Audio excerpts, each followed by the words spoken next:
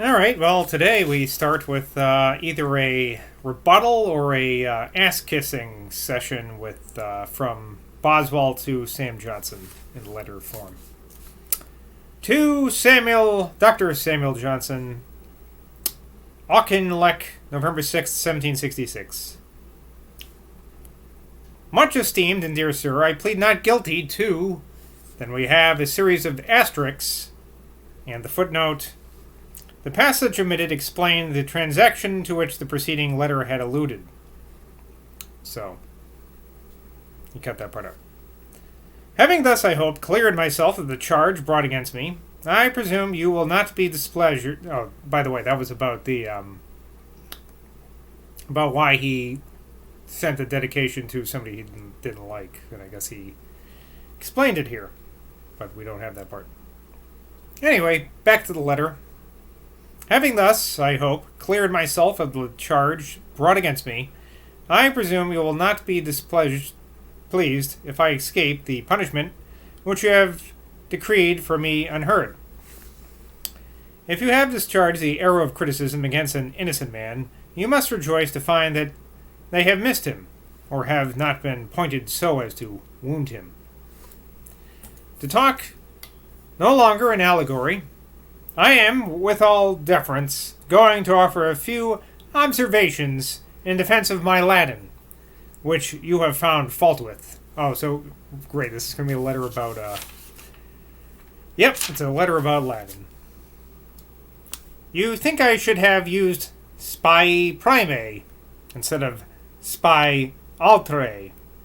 Spes is, indeed, often used to express something in which we have a future dependence, as in Virgil's Ecology, modo namque gemellus spem gregis silice in nuda conexa reliquit. Translates, of course, as her twin kids, hope of my flock on the naked flint. And then also, and in George III, spemque gregormanque stimuli, which of course is at once the hope and the flock, for the lambs and the sheep. Yet it is also used to express anything on which we have a present dependence, and it is well applied to a man of distinguished influence, our support, our refuge, our praeslidum, as Horace calls Mechanus. So Aeneid, chapter 12, 57, L57, bingo. Queen Amata addresses her son-in-law Turnus as spes tu nunc una, and he was then no future hope, for she adds, decus imprimuque Latinae te penis, which means, of course, thou art now our only hope. The honor and sovereignty of Latinus are in thy hands. Which might have been said of by Lord Bute some years ago.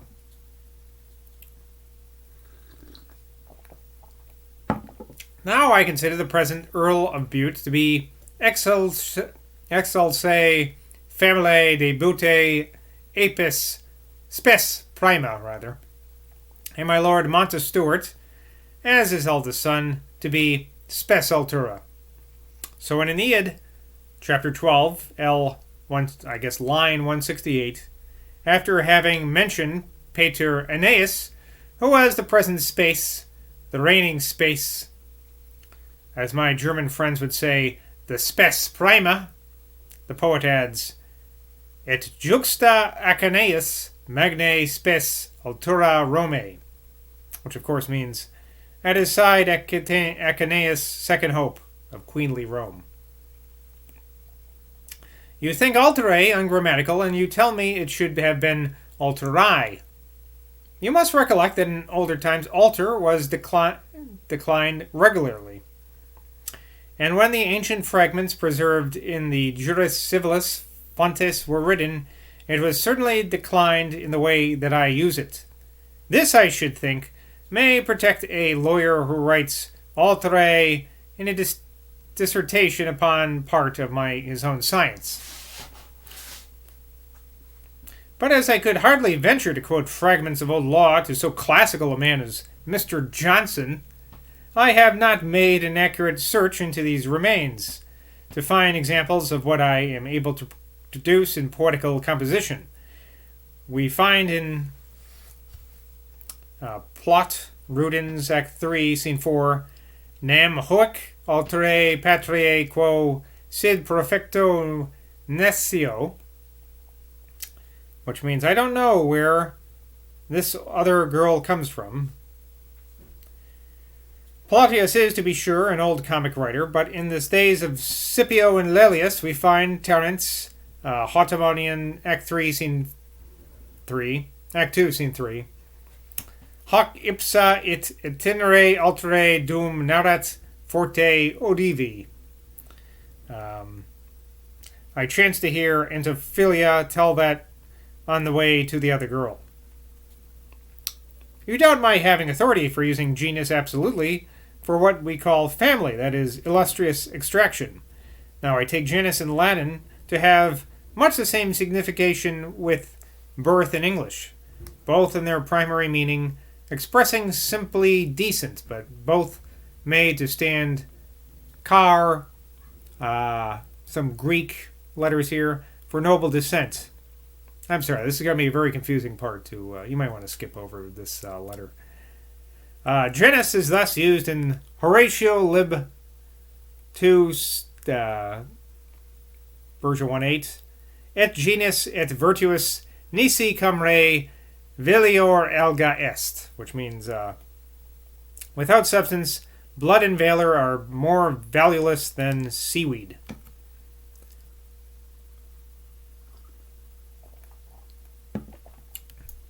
And in Lib I Epist, 6 line 37, et genus et forminan regina pecunia donet. Well, let me see if I can translate this one by myself. Okay, we got regina must be king. Pecunia, what does that mean? Poor. So the people for the king give to the poor king. I don't know. Let's see what it says down here. Even birth and beauty are in the gift of Queen Money. Well, I was close. I got money in there. Okay. And in the celebrated contest between Ajax and Ulysses, Ovid's Metamorphosis, section 13, I believe, line 140, Nam genus et provis et quo non fecimus ipsi vix e nostra voco, which translates as, for birth and lineage, in all such renown, bequeathed, not made, can scarce be called our own.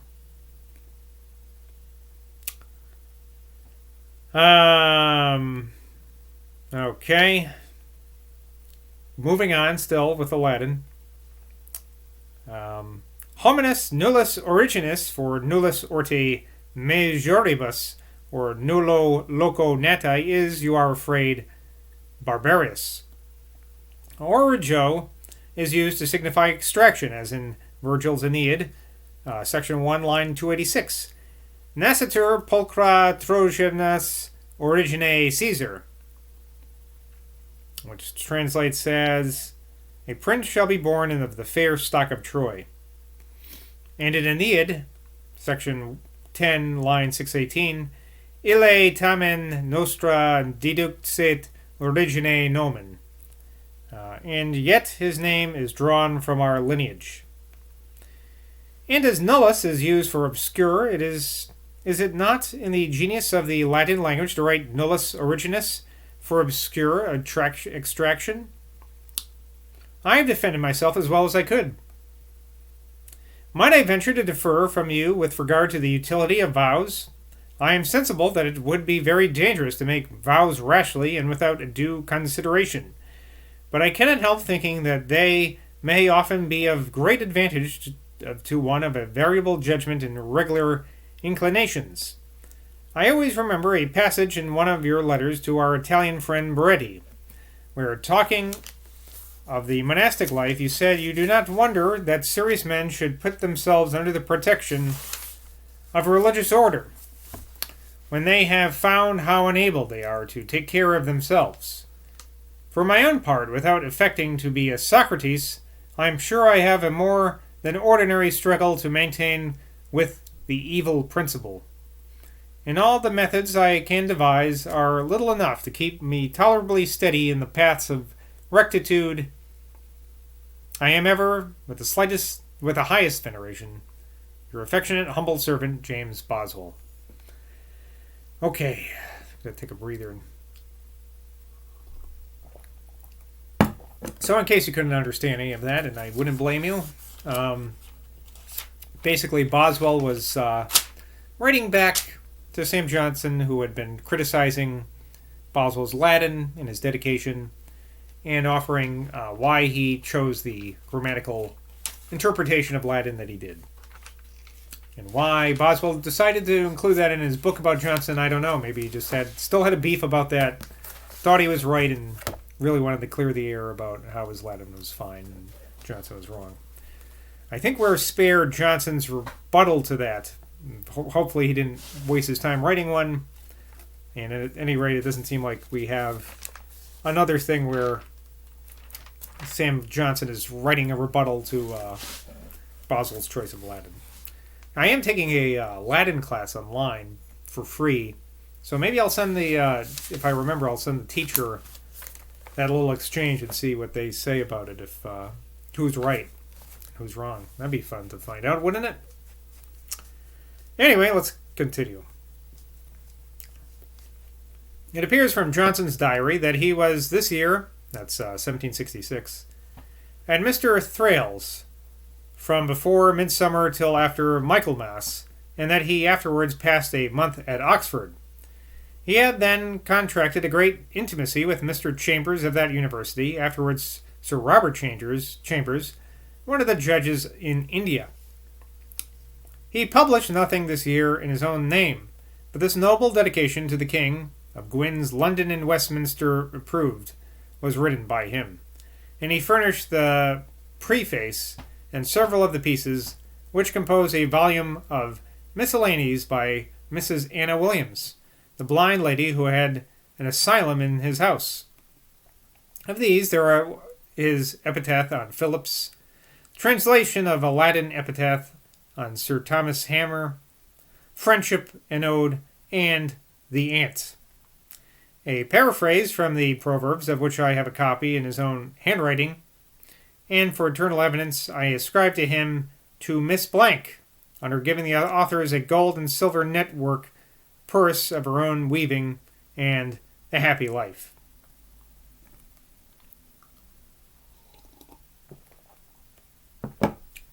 Most of the pieces in this volume have evidently received additions from his superior pen, particularly verses to Mr. Richardson on his Sir Charles's Grandison, The Excursion, Reflections on a Grave Digging in Westminster Abbey.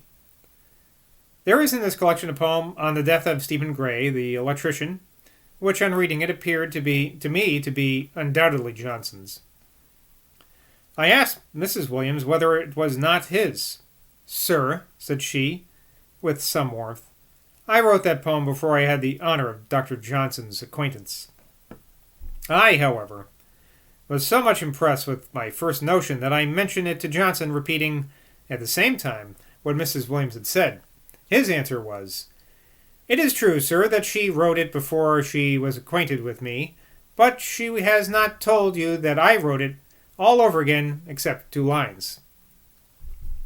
The Fountains, a beautiful little fairy tale in prose, written with exquisite simplicity, is one of Johnson's productions, and I cannot withhold from Mrs. Thrale's the praise of being the author of that admirable poem, The 3 Warnings. He wrote this year a letter not intended for publication, which has perhaps as strong marks of his sentiment and style as any of his compositions. The original is in my possession. It is addressed to the late Mr. William Drummond, bookseller in Edinburgh, a gentleman of good family, but small estate, who took arms for the House of Stuart in 1745, and during his concealment in London, till the Act of General Pardon came out, obtained the acquaintance of Dr. Johnson, who justly esteemed him as a very worthy man. It seems some of the members of the Society in Scotland for propagating Christian knowledge had opposed the shame of translating the Holy Scriptures into the Erse or Gaelic language, from political considerations of the disadvantages of keeping up the distinction between the Highlanders and the other inhabitants of North Britain.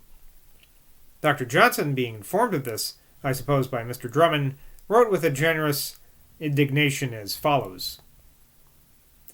To Mr. William Drummond, Sir, I did not expect to hear that it could be, in an assembly convened for the propagation of Christian knowledge, a question whether any nation uninstructed in religion should receive instruction, or whether that instruction should be impaired to them by a translation of holy books into their own language. If obedience to the will of God be necessary to happiness, and knowledge of his will be necessary to obedience, I know not how he that withholds his knowledge or delays it can be said to love his neighbor as himself. He that voluntarily continues ignorance is guilty of all the crimes which ignorance produces. As to him that should extinguish the tapers of a lighthouse, might justly be imputed the calamities of shipwrecks. Christianity is the highest perfection of humanity. And so, as no man is good but as he wishes the good of others, no man can be good in the highest degree who wishes not to others the largest measure of the greatest good. To omit for a year, or for a day, the most efficacious method of advancing Christianity in compliance with any purpose that terminate on this side of the grave is a crime of which I know not that the world has yet had an example, except in the practice of the planters of America, a race of mortals who, I suppose, no other man wishes to resemble. The Papists have, indeed, denied to the laity the use of the Bible, but this prohibition, and in a few places now very rigorously enforced, is defended by arguments which have for their foundation the care of souls. Too obscure upon the motives merely political, the light of revelation is a practice reserved for the reforms. And surely the blackest midnight of the blackest midnight of popery is meridian sunshine to such a reformation. Jeez. I am not very willing that any language should be totally extinguished. The similitude and derivation of languages afford the most indubitable proof of the introduction of nations and the genealogy of mankind. They add often physical certainty to historical evidence, and often supply the only evidence of ancient migrations, and of the revolutions of ages which left no written monuments behind them. Every man's opinions, at least his desires, are a little influenced by his favorite studies. My zeal for languages may seem, perhaps, rather overheated, even to those by whom I desire to be well esteemed. To those who have nothing in their thoughts but trade or policy, present power, or present money, I should not think it necessary to defend my opinions. But with men of letters I would not unwillingly compound by wishing the continuance of every language, however narrow in its extent, or however incommodious for common purposes, till it is reposited in some version of a known book, that it may be always hereafter examined and compared with other languages, and then permitting its disuse. For this purpose, the translation of the Bible is most to be desired. It is not certain that the same method will not preserve the Highland language for the purposes of learning and abolish it from daily... let me read that sentence again after a drink. Okay. For this purpose, the translation of the Bible is much to be desired. It is not certain that the same method will not preserve the Highland language for the purposes of learning and abolish it from daily use. When the Highlanders read the Bible, they will naturally wish to have its obscurities cleared and to know the history, collateral, or appendant. Knowledge always desires increase. It is like fire, which must first be kindled by some external agent, but which will afterwards propagate itself. When they once desire to learn, they will naturally have recourse to the nearest language by which they desire can be gratified. That desire can be gratified.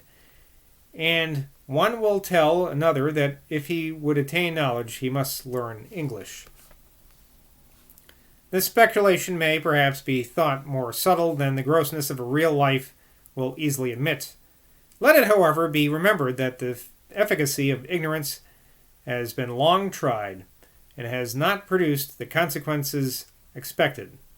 Let knowledge, therefore, take its turn, and let the patrons of privation stand a while aside and admit the operation of positive principles. You will be pleased, sir, to assure the worthy man who is employed in the new translation that he has my wishes for his success. And if here or at Oxford I can be of any use, then I shall think it more than an honor to promote his undertaking. I am sorry that I delayed so long to write. I am, sir, your most humble servant, Johnson Courts, Fleet Street, Sam Johnson, August 13th, 1766. There's a footnote here. The Reverend Mr. John Campbell, minister of the parish of Kippen, near Stirling, who had lately favored me with a long, intelligent, and very obliging letter upon this work, makes the following remark. Dr. Johnson has alluded to the worthy man employed in the translation of the New Testament. Might not this have afforded you an opportunity of paying a proper tribute or respect to the memory of the Reverend Mr. James Stewart, late minister of Killam, distinguished by his eminent piety, learning, and taste?